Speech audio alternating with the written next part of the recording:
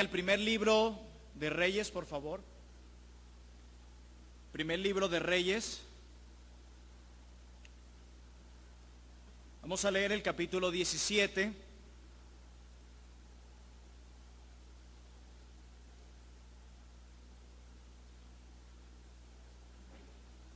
Primer libro de Reyes, capítulo 17, versículos 8 en adelante. Dice la palabra de Dios. Vino luego a él, o sea, a Elías, palabra de Jehová diciendo: levántate, vete a Sarepta de Sidón y mora allí. He aquí yo dado orden allí a una mujer viuda que te sustente. Entonces él se levantó y se fue a Sarepta. Y cuando llegó a la puerta de la ciudad, he aquí una mujer viuda que estaba allí recogiendo la leña. Y él la llamó y le dijo: te ruego que me traigas un poco de agua en un vaso para que beba.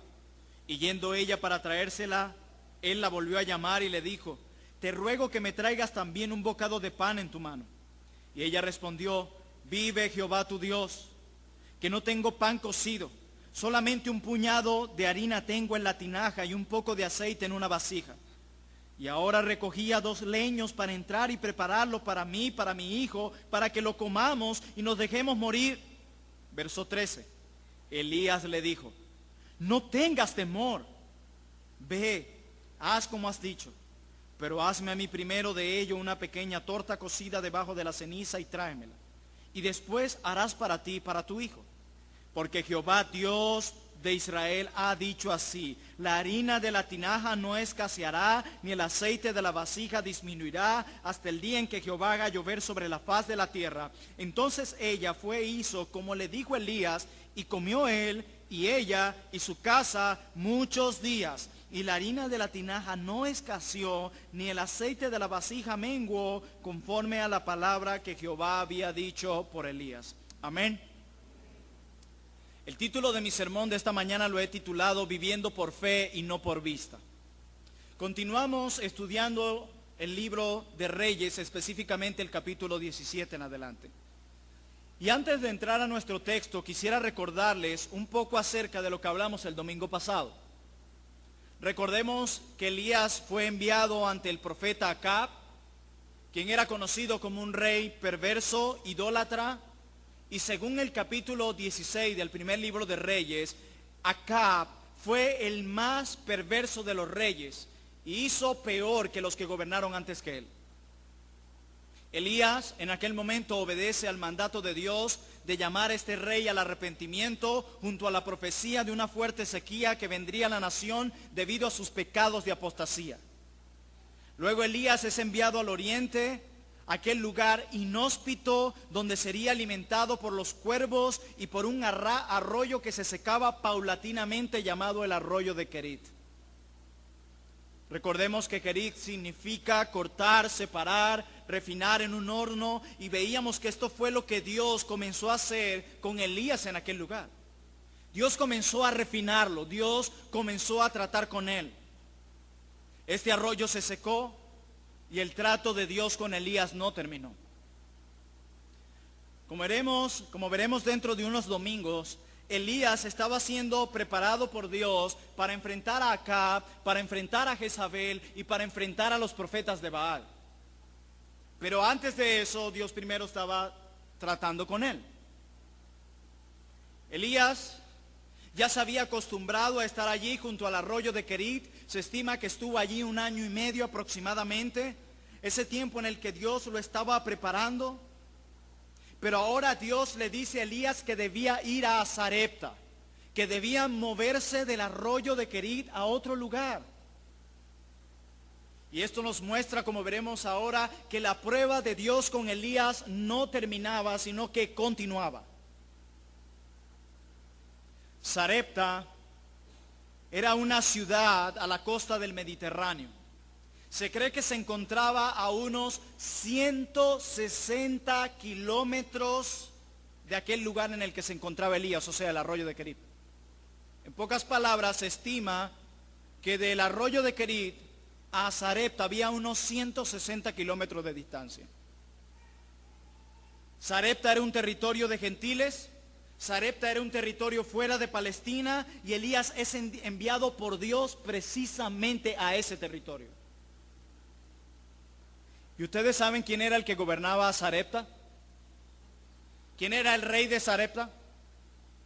Nada más y nada menos que Etbaal, o sea, el padre de Jezabel, o sea, el suegro de Acab. Eso quiere decir que ese lugar era el centro de la adoración a Baal.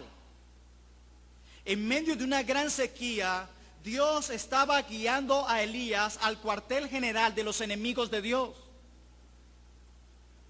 Recuerden la distancia que se estima que existía entre el arroyo de Querit y Sarepta, unos 160 kilómetros, y para que tengan una idea, es como ir de Caracas a Valencia, a pie. Sarepta es una palabra que viene de un verbo hebreo que significa fundirse, derretirse, o lo que también alguien definió como un crisol. Y ese metal que es calentado de una manera tan fuerte, luego se le da forma en prensas y se le da golpes muy, pero muy fuertes con un martillo. Y es allí a donde envía Dios a Elías. Sin duda alguna, Dios sigue trabajando en la vida del profeta Elías cada vez más. Cualquiera pensaría que la prueba anterior era suficiente para trabajar en el profeta, pero Dios piensa muy diferente a nosotros y continúa la prueba aún más fuerte en la vida de Elías. ¿Se han sentido ustedes de esa manera? Cuando uno le dice al Señor, Señor, ya no más. ¿Es suficiente que el arroyo se secara? ¿Es suficiente con el arroyo de Querit? ¿Es suficiente ser alimentados por cuervos 2 veces al día? Señor, es suficiente, era Querit. Y ahora tú me llevas a un lugar donde la prueba no cesa y donde me colocas simbólicamente en un horno a altos grados de calor. Yo me he sentido así muchas veces.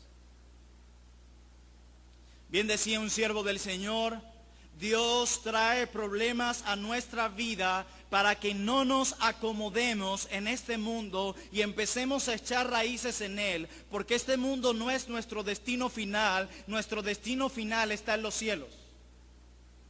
Y cuando nosotros comenzamos a acomodarnos mucho en este mundo, Dios traerá las pruebas para que recordemos que nuestro destino final no es aquí, sino allá. Así que preocúpate cuando te estés sintiendo muy cómodo aquí.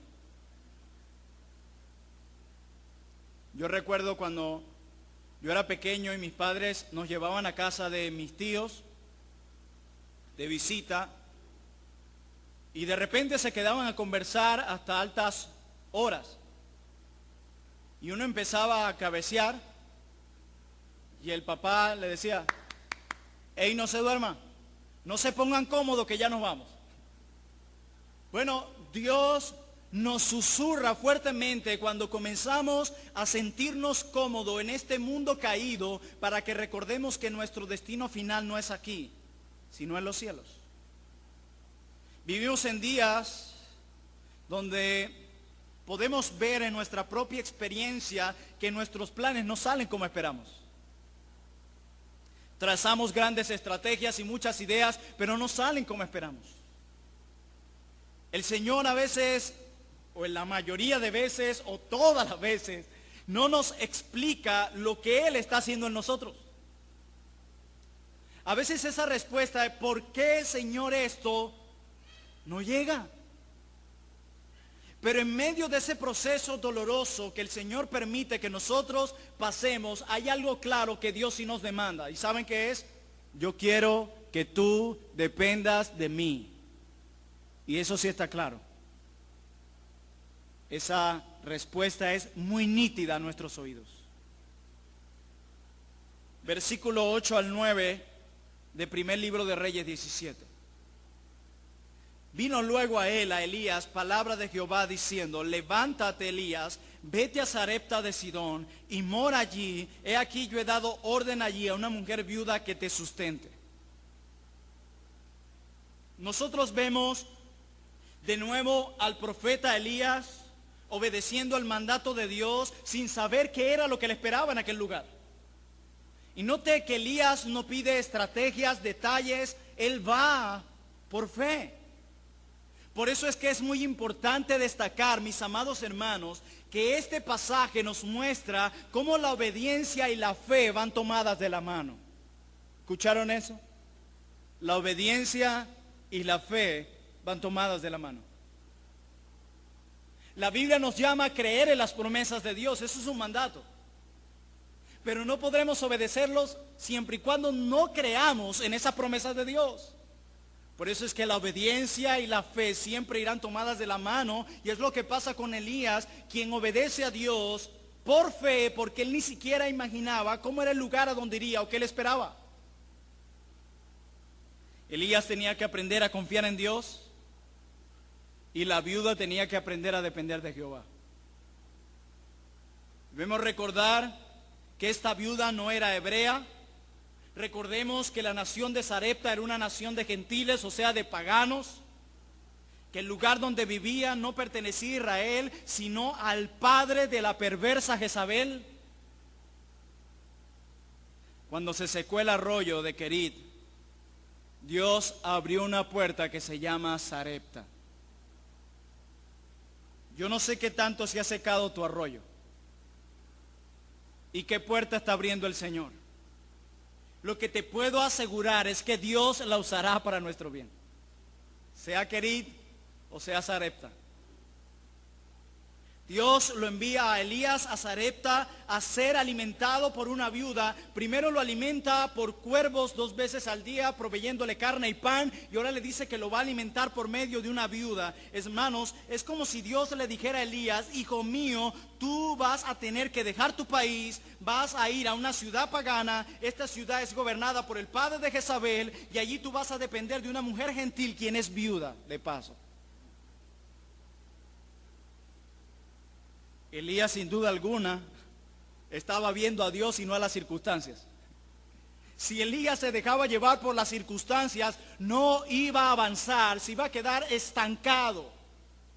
Pero como él vivía por fe y no por vista, él obedece a Dios.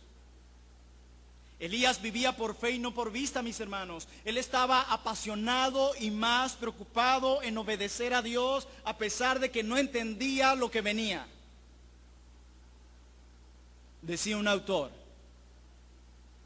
es más fácil adorar a Dios y seguir a Dios cuando hay dinero en el banco, cuando me han promovido en el trabajo, cuando gozo de buena salud, cuando las cosas van bien en mi matrimonio, cuando los niños se portan bien. Dice, es muy fácil adorar a Dios así. Y este autor sigue preguntando: ¿pero qué hacemos cuando no hay dinero? ¿Qué hacemos cuando nos han despedido del trabajo? ¿Qué hacemos cuando hay problemas en el matrimonio? Y él responde: queremos buscar una salida rápida sin tomar en cuenta lo que Dios dice en su palabra. Nosotros vivimos en una sociedad donde todo lo queremos para allá. Alguien dice: ¿para cuándo necesitas eso? Para ayer. Todo es rapichola, como decimos por ahí. Igual si me duele la cabeza, yo quiero un medicamento que me lo quite en 15 minutitos. Algo rápido, doctora. Y como estamos acostumbrados a vivir de esa manera en nuestra sociedad, que todo lo queremos rápido, cuando entramos a los propósitos de Dios, que obran muy distinto, llega la amargura, la incredulidad y la frialdad espiritual. Nos olvidamos que el reloj de Dios y el calendario de Dios es muy diferente al nuestro. Hermanos, ¿confiamos en el Señor en medio de las circunstancias difíciles? Ponle el nombre que sea a la circunstancia difícil. ¿O solo somos hombres y mujeres que parecen saltar y bailar de alegría cuando las cosas son favorables?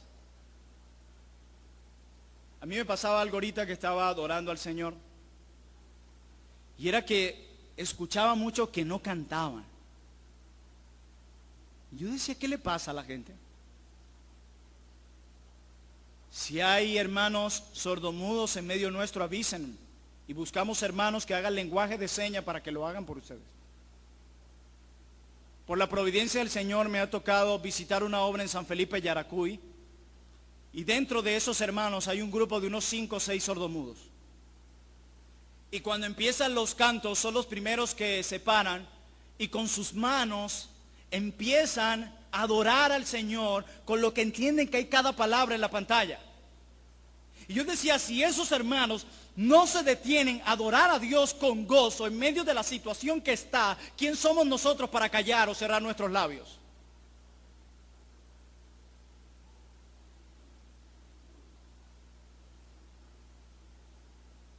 Es de pensar que si hubiésemos estado allí junto al arroyo de Querit, nuestras mentes se habrían llenado de confusión. ¿Y ahora qué hago, Señor? Y en lugar de esperar pacientemente en el Señor, estoy seguro que muchos de nosotros nos habríamos llenado de impaciencia y habríamos inclusive discutido con Dios o preguntado a Dios, ¿por qué a nosotros y no a otros? Siempre decimos eso, pero ¿por qué a mí? La pregunta es, ¿por qué no a ti? Esa sería la pregunta. Y un detalle que resalta un siervo del Señor con el hecho de que Dios había enviado de Israel a una tierra gentil a Elías, dice lo siguiente. El hecho de que Israel no solo estaba experimentando una sequía y por lo tanto también estaba experimentando una gran escasez de alimento, pero también estaba experimentando algo mayor, una escasez de la palabra de Dios. Recuerden que el profeta era aquel que hablaba de parte de Dios. Y el profeta ya no estaba en Israel. O sea que también era un juicio de Dios, no solo la escasez del alimento físico, sino la escasez del alimento espiritual. Esta era una forma de juicio. Y Dios envía a Elías a bendecir a una viuda gentil en medio de la situación más difícil que se estaba viviendo. Y hermano mío, escucha lo siguiente, tú no sabes cómo lo que Dios está haciendo en tu vida está afectando para bien la vida de otros. ¿No lo sabes? Verso 10, el primer libro de Reyes 17, dice, entonces él se levantó y se fue a Sarepta. Y cuando llegó a la puerta de la ciudad, he aquí una mujer viuda que estaba allí recogiendo leña, y él la llamó y le dijo, te ruego que me traigas un poco de agua en un vaso para que beba. Y yendo ella para traérsela, él la volvió a llamar y le dijo, te ruego que me traigas también un bocado de pan en tu mano. Y mire lo que le dice ella. Vive Jehová tu Dios, que no tengo pan cocido, solamente un puñado de harina tengo en la tinaja y un poco de aceite en una vasija, y ahora recogía 2 leños para entrar y prepararlo para mí y para mi hijo, para que lo comamos y nos dejemos morir. Elías viene de recorrer muchos kilómetros a pie. El Señor le había dicho que una viuda lo sustentaría, y el lugar en el que él iba, Sarepta, de seguro había muchas viudas. Y la pregunta es, ¿cómo Elías iba a saber cuál era? Y por lo menos el texto no nos dice que Elías le estuviera describiendo al Señor o preguntando de qué color son sus ojos, de qué color es su cabello, dónde la voy a encontrar, etcétera, etcétera, etcétera. Él llega a la ciudad y se encuentra nada más y nada menos que a una mujer viuda recogiendo leña en toda la entrada de la ciudad. ¿Casualidad? No. Hermanos, Dios orquesta cada una de las circunstancias en nuestra vida. Eso se llama providencia divina.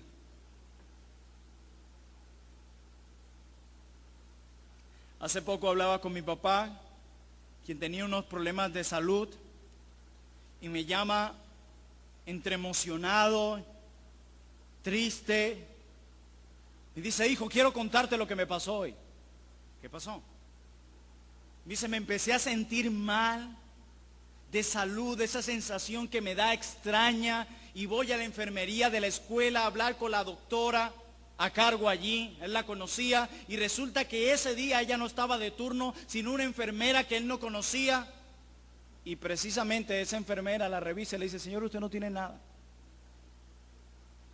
y le empieza a predicar a Cristo y a encontrar fortaleza en el Señor. Y le dice, yo voy a la iglesia.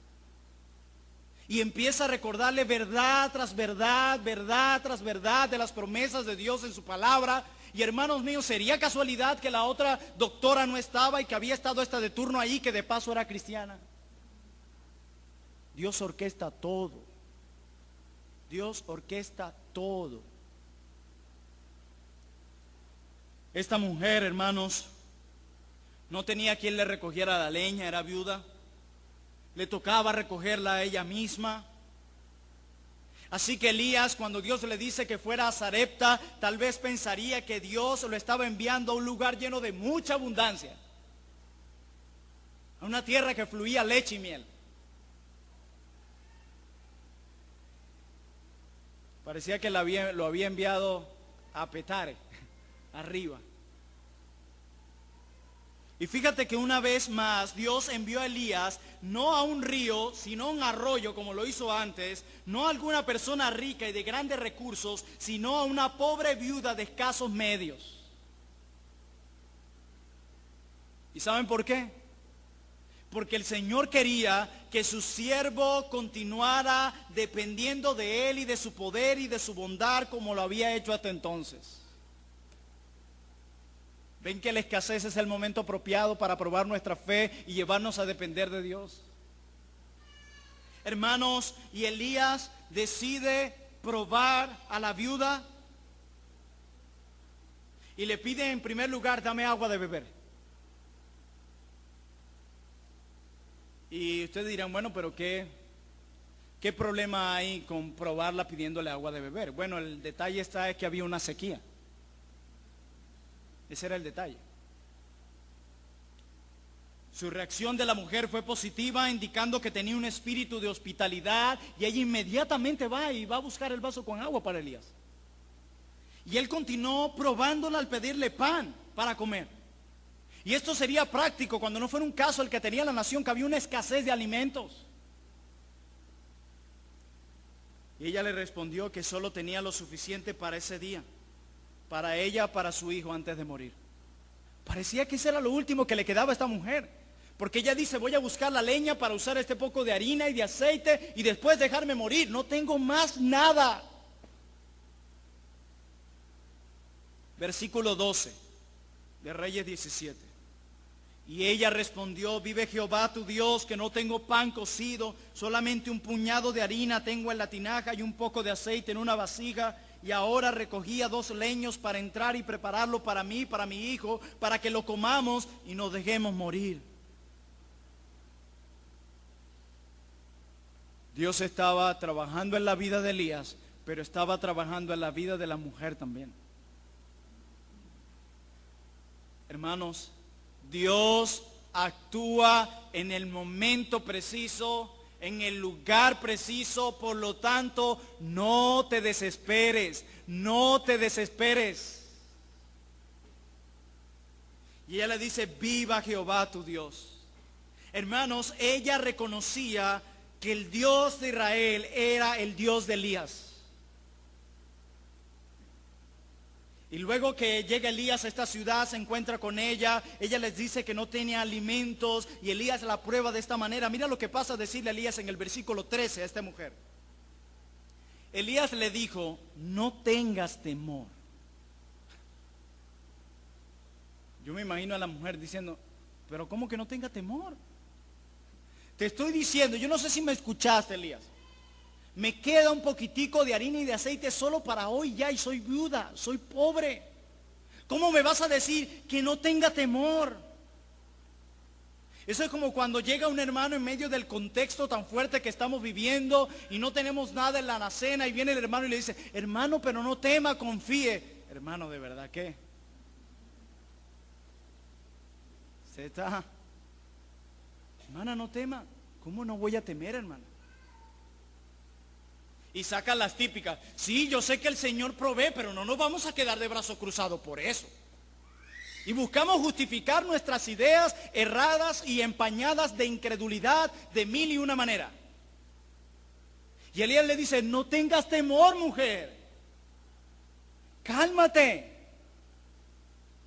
Y le dice, ve, haz como has dicho, pero hazme a mí primero de ello una pequeña torta cocida debajo de la ceniza y tráemela, y después haz para ti y para tu hijo, porque Jehová, Dios de Israel, ha dicho así, la harina de la tinaja no escaseará, ni el aceite de la vasija disminuirá, hasta el día en que Jehová haga llover sobre la faz de la tierra. Hermanos míos, Elías vivía por fe.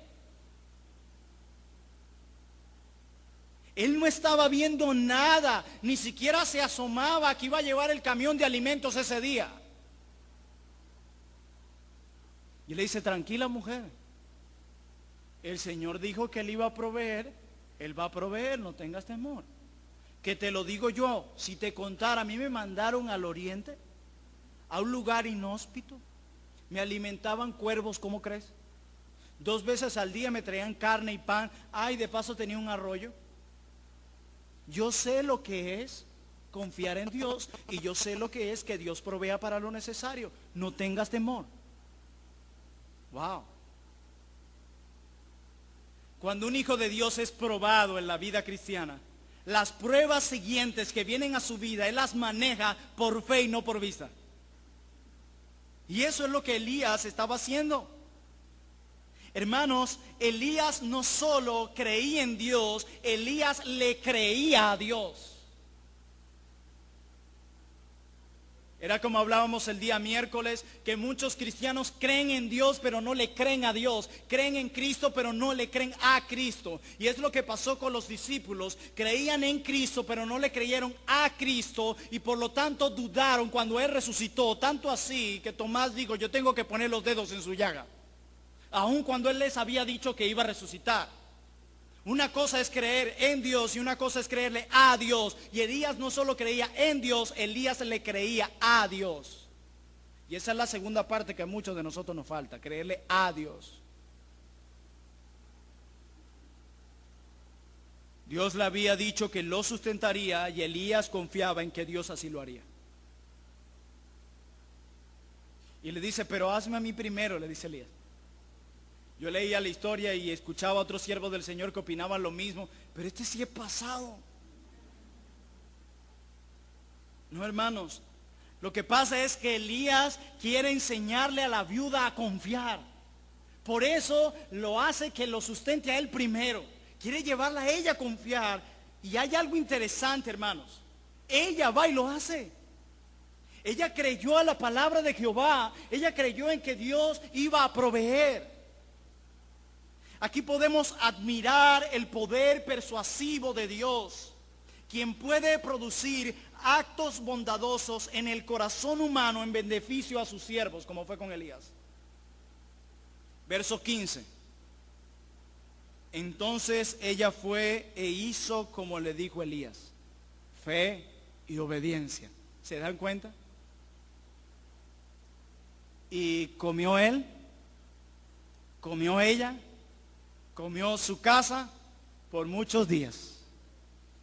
Y según ella, solo tenía para ella, para el hijo, para ese día y luego dejarse morir.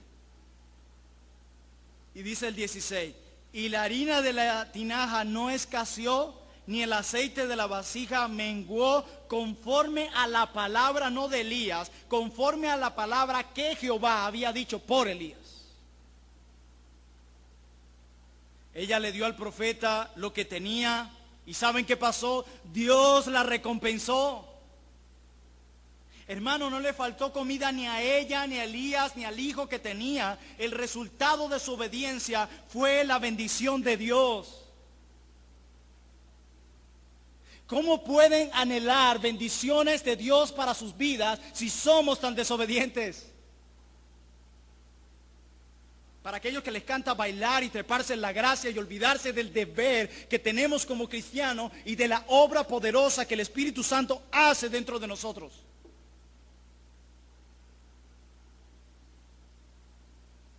Muchos hoy quieren bendición sin obediencia. Qué tremendo, ¿verdad? Eso no se concibe en ninguna parte de la Biblia. En ninguna. Y tanto la obediencia como la bendición son un regalo de Dios, ambas. Es interesante que esta mujer viuda en plena escasez sola, con un niño y con prácticamente nada de comida, dio. A mí me asombra hoy cuando muchos dicen, ¿y por qué no das, hermano? Es que la situación está difícil. ¿Y?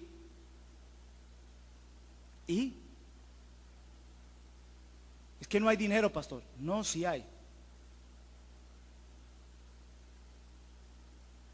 Pensamos solo en nosotros siempre. Me encanta que me bendigan y que me regalen, pero cuando me toca a mí servir a otros, esa es la parte difícil. Y eso se llama egoísmo en la palabra. Y el infierno está lleno de egoístas. El egoísmo es todo lo contrario a lo que es nuestro Dios, quien es un Dios dadivoso, quien nos dio al tesoro más preciado en el universo, su Hijo. Su Hijo, el Redentor, Dios hecho carne, el mayor tesoro nos los dio Dios. Si nuestro Dios es dadivoso, eso es incompatible en que sus hijos no lo sean. Y tú tienes más que esta viuda. Y eso me recuerda a Cristo en el Nuevo Testamento, exhortando a los fariseos en aquel momento cuando se jactaban de las ofrendas que traían al templo. Y Cristo les dice, ustedes dan de lo que les sobra. Y de paso se tienden a jactar de eso. Pero esta viuda, de nuevo usa otra viuda. Que por cierto, las viudas eran muy conocidas como las más desprotegidas, pobres. Y dice Cristo, pero esta viuda cuando vino a ofrendar en el templo, dio todo lo que tenía. ¡Bum! Una cachetada para esos. La escasez, los tiempos de dificultad, aun sean económicos, nunca serán una excusa para no dar. Queremos bendición sin obediencia, eso es imposible. Decía Arthur Pink en su libro que habla del profeta Elías, él dice, dejarse llevar del desaliento nunca produce bien alguno. ¿Escucharon eso? Dejarse llevar por el desaliento nunca produce bien alguno. Cumple con tu obligación hasta el fin, dice Arthur Pink, aunque sea preparando tu última comida. La viuda fue recompensada abundantemente por su laboriosidad. Fue mientras andaba por el sendero del deber, el deber casero, que Dios, por su siervo, le salió al encuentro y la bendijo. Hermanos, no olviden que cada día trae su propio afán. Pero no se queden allí. La Biblia también dice que sus misericordias son nuevas cada mañana. Hermanos, no era simplemente que Dios no permitiría que muriese de hambre Elías o la mujer, o que supliría todas sus necesidades, sino que era como si el profeta hubiera dicho, la harina de tu tinaja, mujer, no disminuirá, ni se secará el aceite de tu botija. Hermanos, si nuestra fe está sostenida por Dios, hará que confiemos en su promesa, que nos entreguemos sin reservas a su cuidado y que hagamos bien a nuestros semejantes.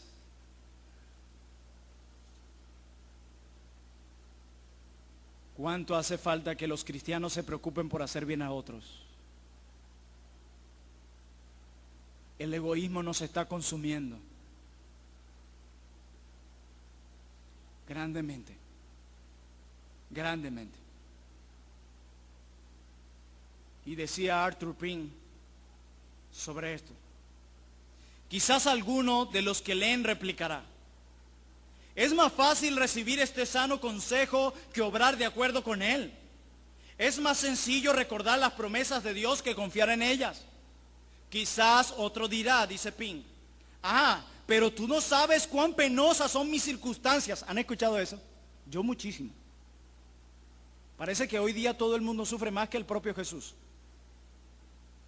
Y sigue diciendo Pink, pero tú no sabes cuán penosas son mis circunstancias, cuán oscuras las perspectivas, qué dolorosas las dudas que Satanás está poniendo en mi mente. Y dice él, es verdad. Y me encanta esto. Por desesperado que sea tu caso, dice Pink, te rogamos seriamente que pienses en la viuda de Sarepta. No es probable que tu situación sea tan extrema como la suya, con todo, no pereció de hambre. Y sigue diciendo él, el que pone a Dios ante todo, le encontrará siempre al fin. Las cosas que parecen ir contra nosotros, nos ayudan a bien en sus maravillosas manos. Y dice él, cualesquiera que sean tus necesidades. Y escuchen esto, dice Pin, cualesquiera que sean tus necesidades, no olvides al Dios de Elías. Y Elías no era una especie de Superman. Santiago dice que era un hombre sujeto a pasiones como tú y como yo. Lo que hizo la diferencia en la vida de Elías fue el Dios de Elías. Y hasta donde yo sé, ese es nuestro Dios. Hermanos, debemos rogar cada día a Dios que nos dé la gracia y la fe para perseverar y así de una manera crecer en fe, vivir por fe y no por vista. Amado hermano, no te desesperes. Algunos se dejan arropar por la preocupación, por la ansiedad, y la Biblia dice, por nada os preocupéis.